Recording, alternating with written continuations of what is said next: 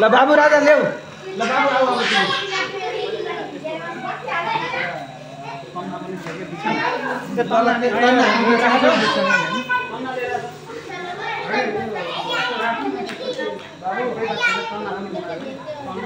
यता यता यता ल्याउने हो त्यो यता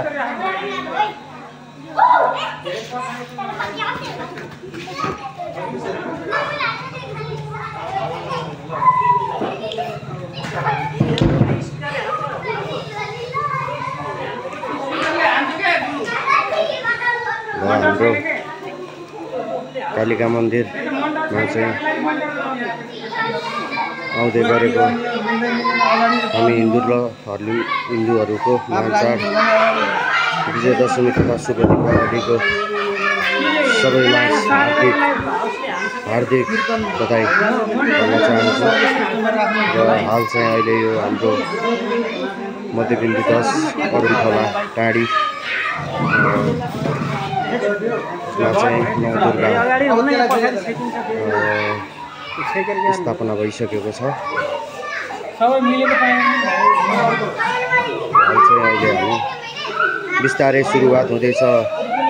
यतातिर पिङको पनि चाँजोमाजो मिल्दैछ, साथीभाइहरू गर्दैछन्। यसो गरी विदेशमा रहनुभएका साथीभाइ तथा दाजुभाइहरूलाई पनि धेरै धेरै सम्झना र आउँदै गरेको विजयदशमी तथा शुभ दीपावलीको हार्दिक मङ्गलमय शुभकामना व्यक्त गर्न चाहन्छु। फलोस् फुलोस् के छ, अब विदेशमा रहनु हुने सबैजना अब अहिले सम्झना धेरै आएको होला। अहिले चाहिँ हामी अहिले कालिका मन्दिरको श्रवणमा बसेर चाहिँ तपाईँको दसैँको लागि त्यही सुरु भएको छ। सबैजना अरुणखोलावासीलाई हाम्रो यो कालिका मन्दिरमा चाहिँ हार्दिक निमन्त्रणा छ। शुभ दसैँको लागि आउँदै गरेको अब